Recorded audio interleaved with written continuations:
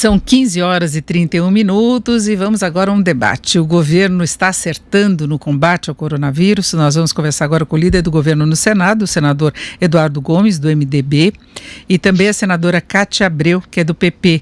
Senador Eduardo Gomes já está com a gente. Boa tarde. Senadora Cátia, é um prazer estar com vocês aqui na Jovem Pan. E senadora Cátia Abreu, os dois do Tocantins, mas não tem nenhuma questão regional aí, foi coincidência pelo posicionamento dos dois lá no Senado. Uma boa tarde, senadora. Boa tarde.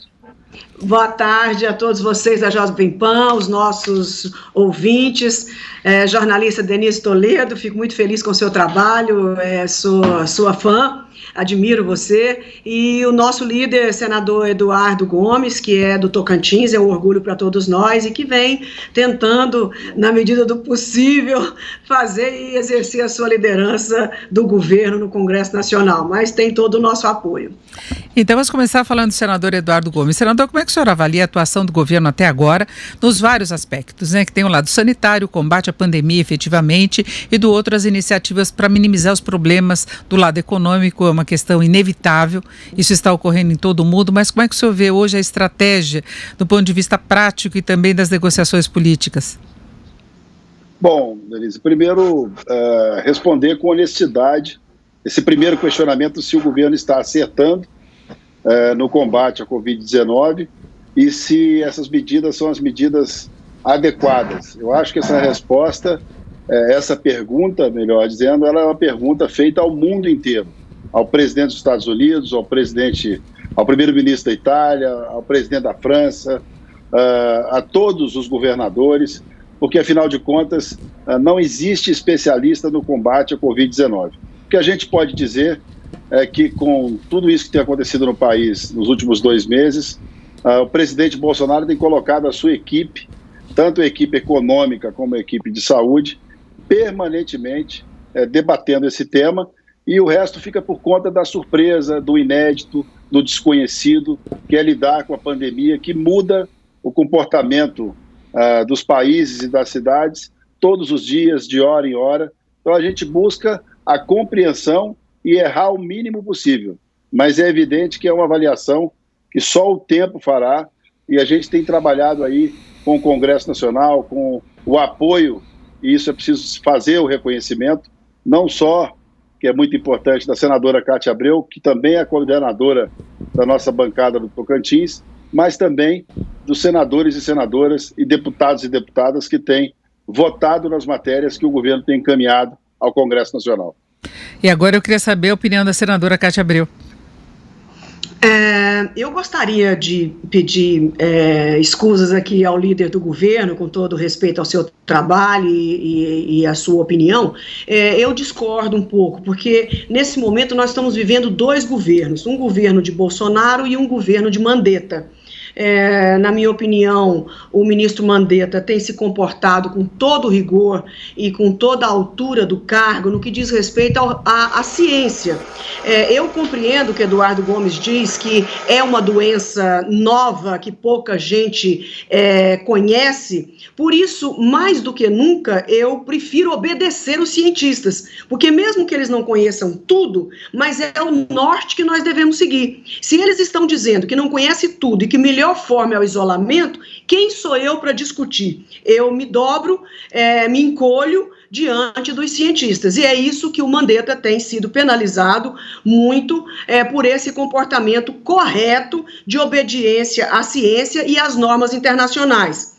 Então, eu gostaria de registrar com muito sentimento que nós temos muito poucos chefes de Estado combatendo o não isolamento. E eu não gostaria de ver o presidente Bolsonaro, embora não tenha sido o meu presidente que eu tenha votado, mas é o presidente de todos os brasileiros hoje, e sinceramente eu não gostaria de ver ele listado com esses demais que pregam o não isolamento, que é o ditador Ortega, da Nicarágua, é o ditador da Bielorrússia, que é ainda remanescente do comunismo, o ditador do Turcomenistão e o Bolsonaro. Não cabe o Brasil nessa lista com esses ditadores, apenas esses 4. Até o Trump já recuou e hoje tem um comportamento isolacionista muito mais forte do que o nosso, muito mais forte do que em qualquer lugar do mundo.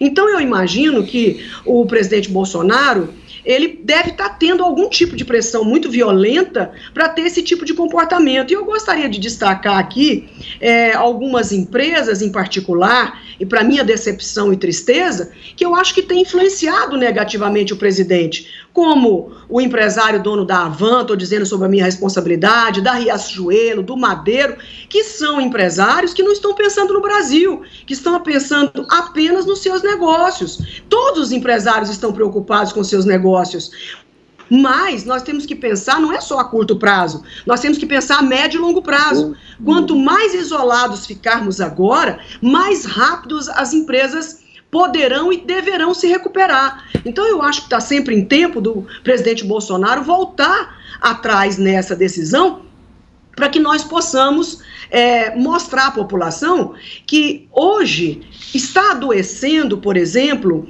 muito mais, Denise, muito mais jovens, mas continua morrendo muito mais idosos. Então, esse é o risco. E esses que pregam o não isolamento, eu gostaria muito de ver neles a coragem de assinar um documento abrindo mão de vaga na UTI e de respirador caso adoeça. Certo? Seria o mais honesto possível, porque os ricos recomendam não isolamento, alguns ricos recomendam não isolamento para os pobres, porque eles estão com seus hospitais em São Paulo todos garantidos. E uma outra coisa curiosa que as pessoas precisam tomar conhecimento, eu tenho estudado muito, não sou especialista, absolutamente, entendo, sou mulher da roça, psicóloga de formação, mas me estudo as matérias e os temas pela minha função, pelo meu cargo. Hoje nós estamos vivendo uma crise não só de UTIs, não só de leitos de hospitais, nós estamos vivendo uma crise de intensivistas. Não basta ter a UTI e o equipamento, eu preciso ter especialistas que saibam operar essa sala, e nós não temos. Isso está pouco divulgado, mas já existe uma crise em São Paulo, imagine no restante do Brasil, com relação ao número de intensivistas para operarem as UTIs. Então, quando o presidente da República sai à rua e conecta com outras pessoas, ele não tem que assumir a responsabilidade só dele, como ele tem dito. Se eu adoecer, a responsabilidade é minha. Não é não, senhor presidente. O cargo é da instituição, não é seu mais. O senhor não é um comerciante, o senhor não é um empresário ou um trabalhador pura e simplesmente. O senhor é presidente do Brasil, esse cargo seu é nosso, é da instituição.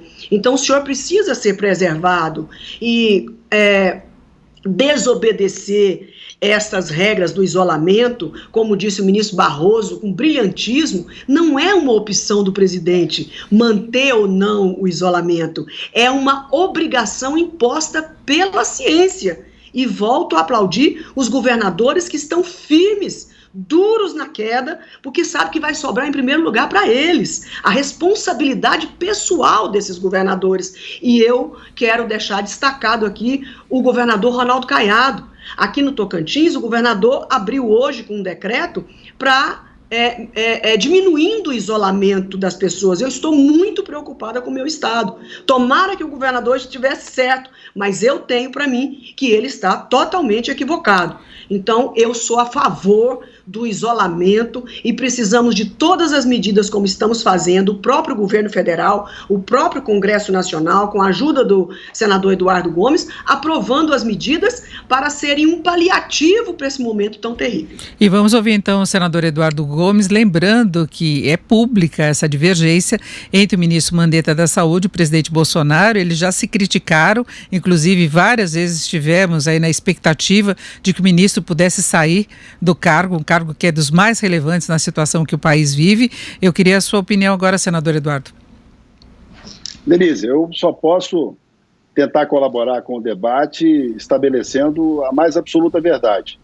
O futuro vai nos reservar uma dúvida curiosa. É impossível que o ministro Mandetta, conhecedor da saúde pública, uma pessoa experimentada, foi deputado federal, secretário de saúde em Campo Grande, ministro que vem fazendo um grande trabalho, que entenda que qualquer das suas medidas não tenha o respaldo do governo federal e não tenha a diligência. Afinal de contas, o presidente da República é o responsável absoluto pelas medidas e pela razão e pela atitude dos ministros.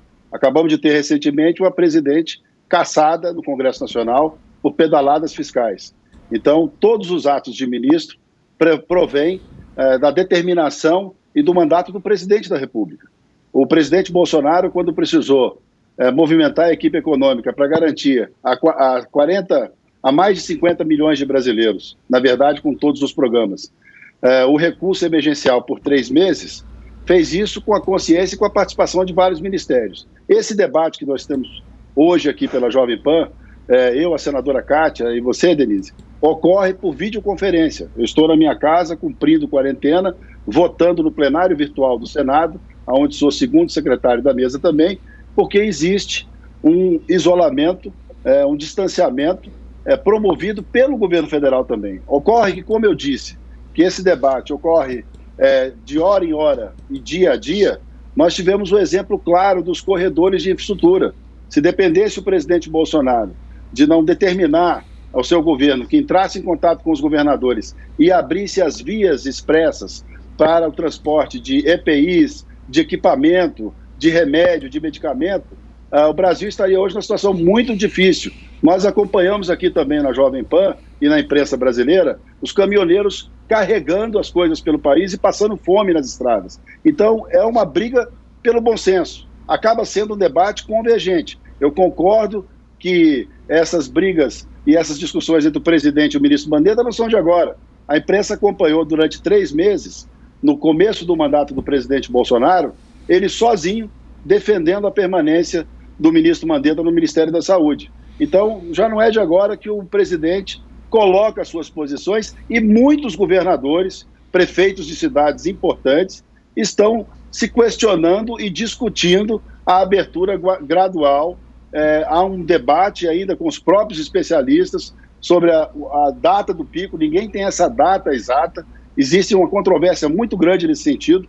Eu sei que a gente tem que ser previdente, tem que ser prudente. Agora, nas medidas administrativas, o presidente Bolsonaro está promovendo agora o socorro a estados e municípios.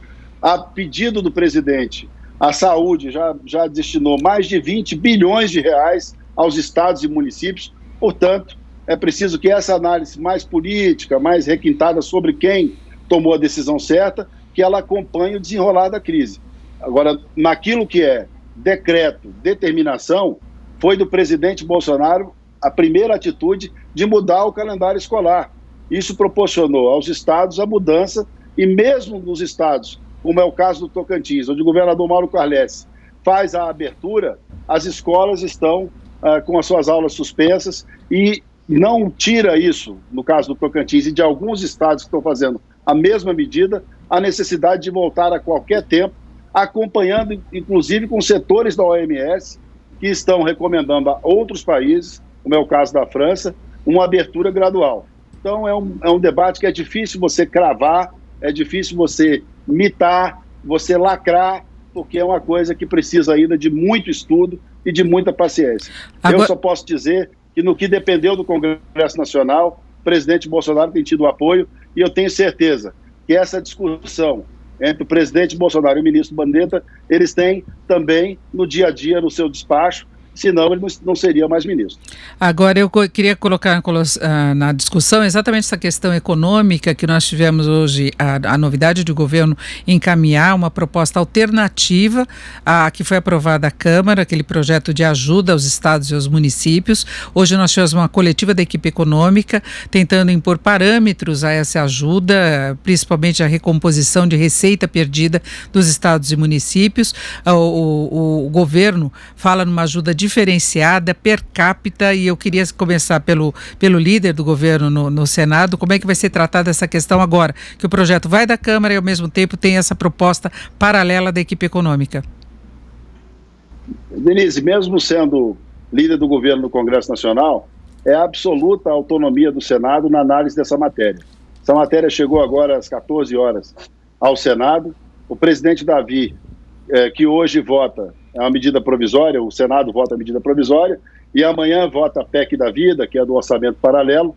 deve discutir com os líderes, com os senadores e senadoras, qual o melhor caminho, a designação de relator e o debate sobre a matéria. O Senado tem autonomia.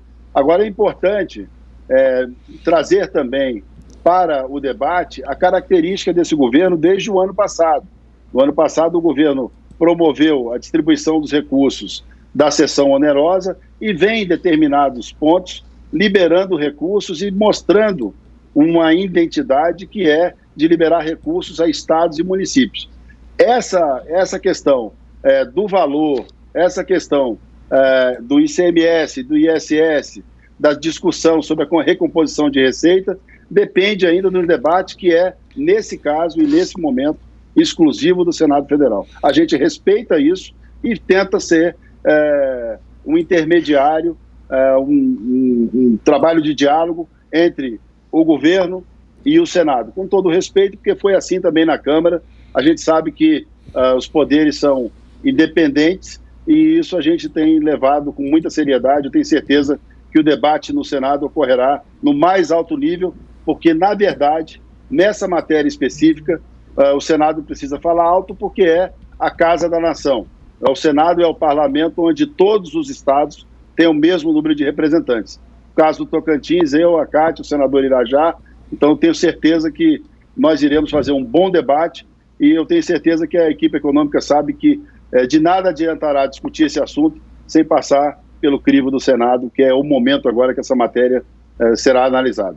Senadora Cátia Abreu, queria saber sua avaliação do ponto de vista da atuação do governo, do lado econômico, e em particular essa questão agora que o governo pretende estimular alterações no projeto da Câmara em relação à ajuda aos estados e municípios.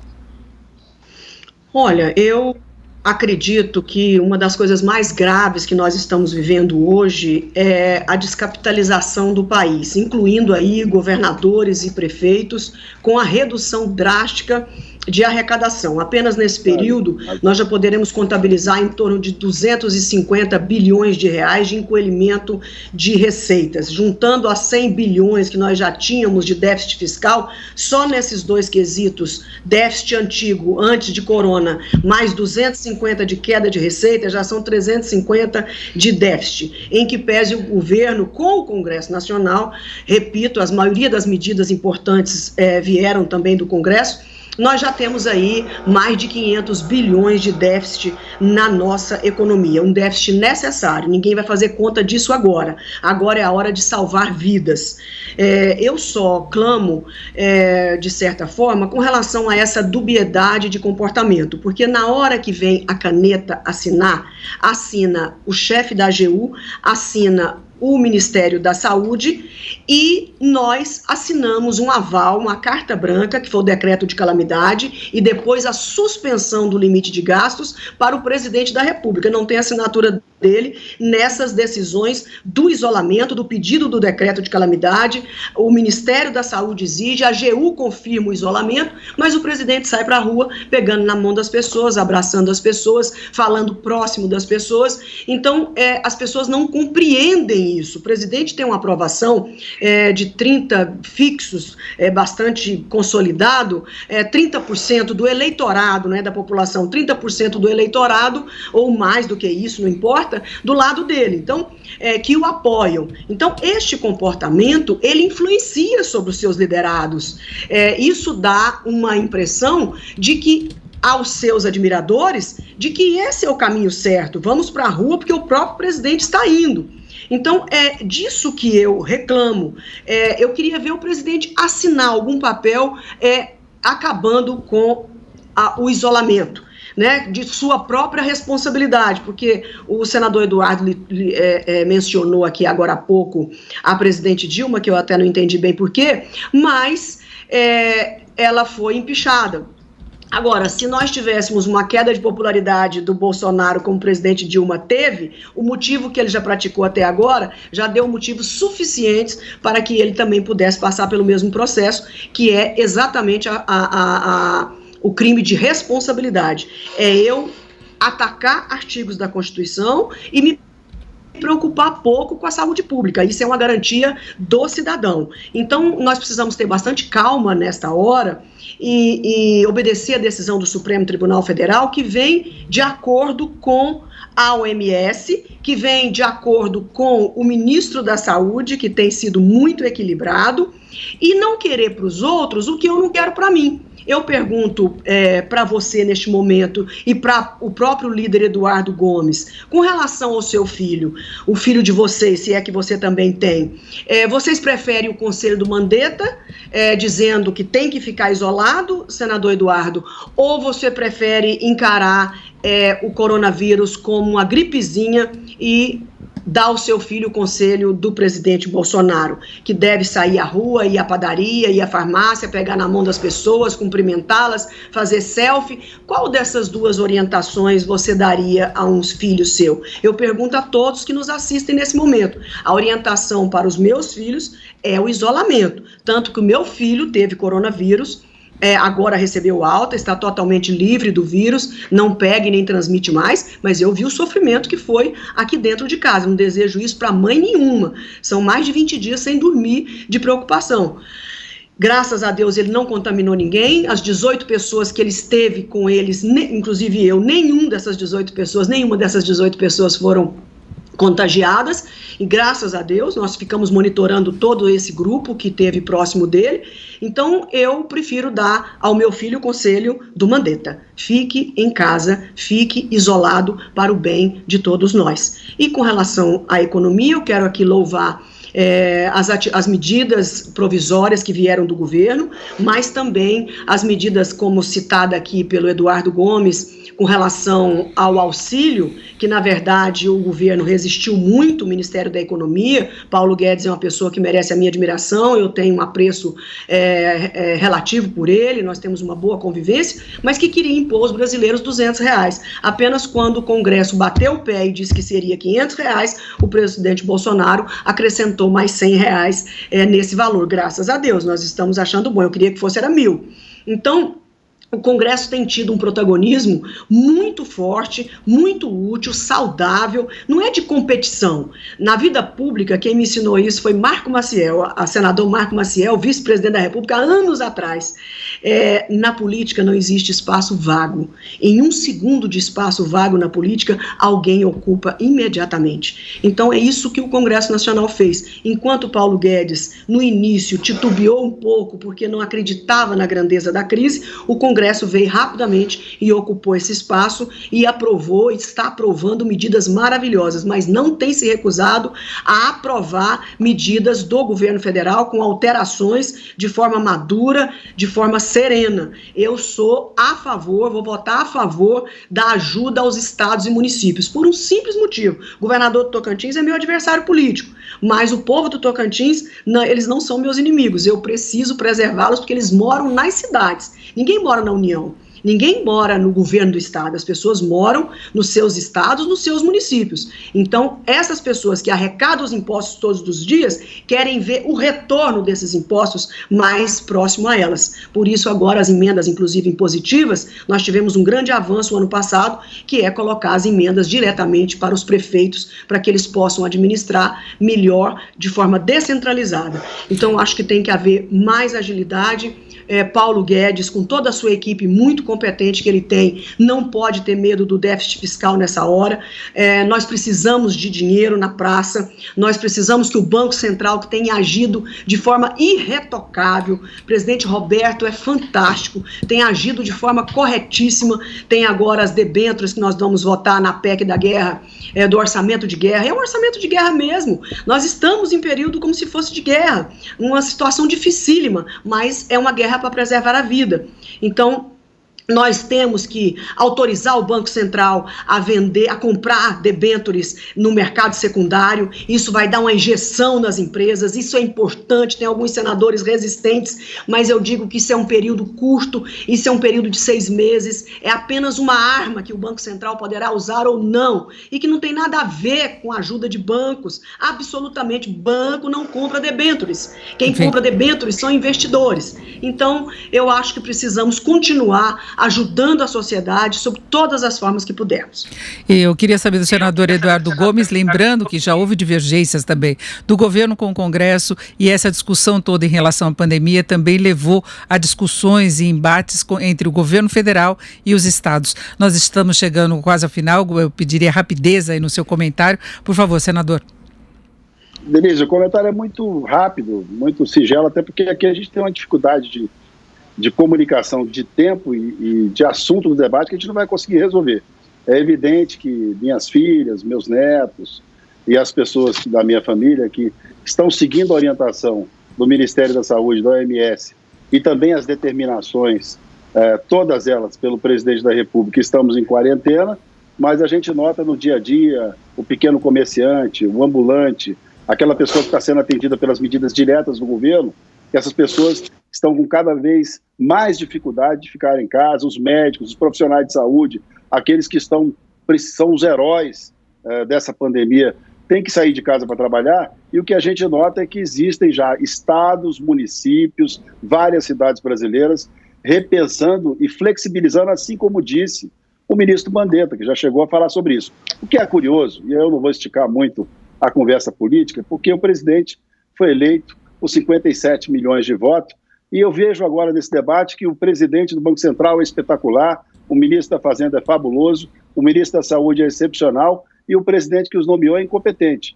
Então isso é uma coisa que não é à toa que o presidente não cai dos seus 30% de aprovação firme e vem conquistando agora parte da sociedade que entendeu que ele preferiu não fazer política, que ele preferiu ser sincero com o seu eleitor, falando da dificuldade. Temos duas agendas e uma é prioritária, que é a agenda da vida, que é a agenda da saúde pública, mas é preciso também pensar um pouco na reconstrução do país e das cidades e dos municípios e dos estados. Portanto, meu respeito à senadora Cátia, eu entendo, quando fiz a citação à Dilma, não fiz nominalmente a Dilma. Qualquer presidente da República, se nomear e não souber direito quem nomeou, será impeachmentado, como aconteceu com a presidenta Dilma. É só um exemplo recente, mas nós já tivemos outros presidentes que sofreram impeachment também.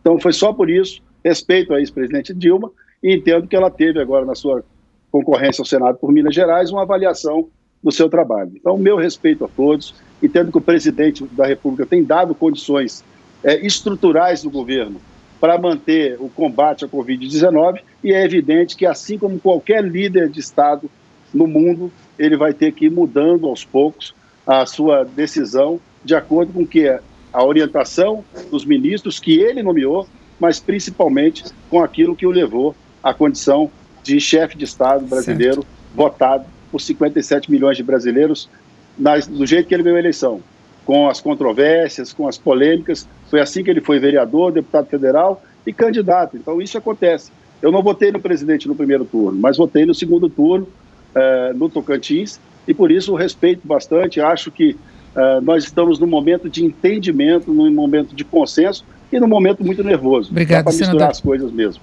E agora um minuto, senadora Cátia Abreu.